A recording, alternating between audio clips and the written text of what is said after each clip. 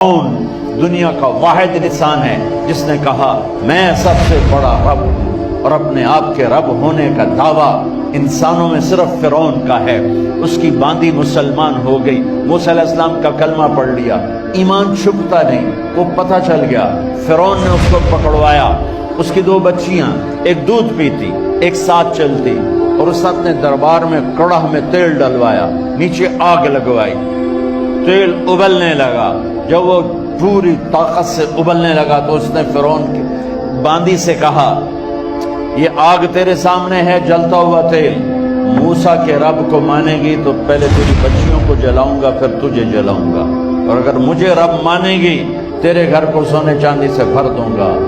سنو اس نے کیا کہا، وہ کہنے لگی فرعون یہ تو میری دو ہیں، میری 100 ہوتی تو اللہ کے نام سے آج میں قربان کر دیتی، کر جو تجھے کرنا ہے۔ تو پاگل ہو گیا، غصے میں کہنے لگا اس کی بڑی بیٹی کو ڈال دو۔ تو انہوں نے اس کو یوں ٹانگوں سے پکڑا اور وہ چیختی چلاتی ہوئی تھی۔ ماں کا ایک بول اس کی جان بچا سکتا تھا، اور پھر گھر جا کے توبہ کر لیتی، وہ کہتی یا اللہ مجھے معاف کر دے، میں نے کلمہ کفر کہا۔ اس کو ٹانگوں سے پکڑا ہوا ہے، اس کے ہاتھ نیچے جھول رہے ہیں، اور وہ اماں بھی کہہ رہی کہ مجھے بچا دو۔ ماں نے اپنی آنکھوں سے بچی کو تیل میں یوں ڈوبتے دیکھا، اور پھر وہ ابھری جیسے مچھلی تلنے کے لیے، جیسے مچھلی تلی جاتی تو باہر آ جاتی، اوپر آ جاتی، تو وہ ایسے بلبلے اٹھ رہے تھے۔ وہ ایک ہی لمحے میں اس کی تو جان گئی، ایک آنسو کا قطرہ اس نے نہیں نکلنے دیا اپنی آنکھوں سے، اور اپنے دل کو جب مضبوط کیا، میرے رب کی رحمت محبت حرکت میں آئی۔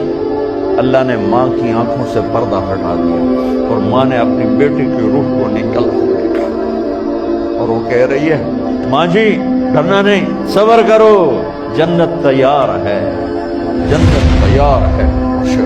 معصوم بچی کو تو پتہ بھی نہیں تھا کہ کیا ہونے والا ہے، اس کو پکڑ کے یوں ڈالا، اس کی تو آہ بھی نہ نکلی، اور وہ مچھلی کی طرح تلی گئی۔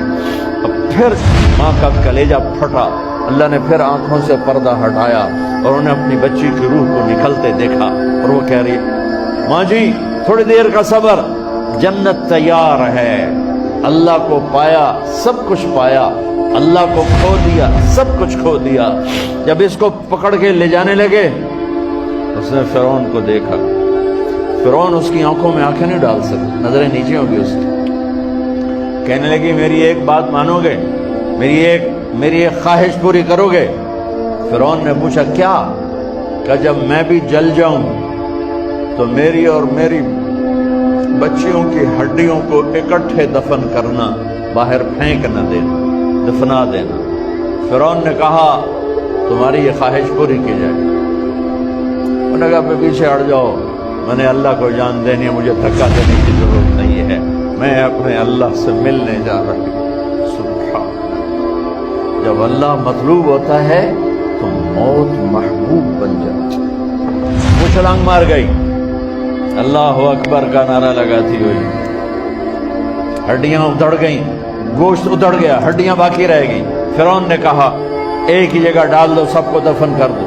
دفن 2000 سال کے بعد، موسیٰ علیہ السلام کے 2000 سال کے بعد جناب رسول اللہ صلی اللہ علیہ وسلم دنیا میں تشریف لائے۔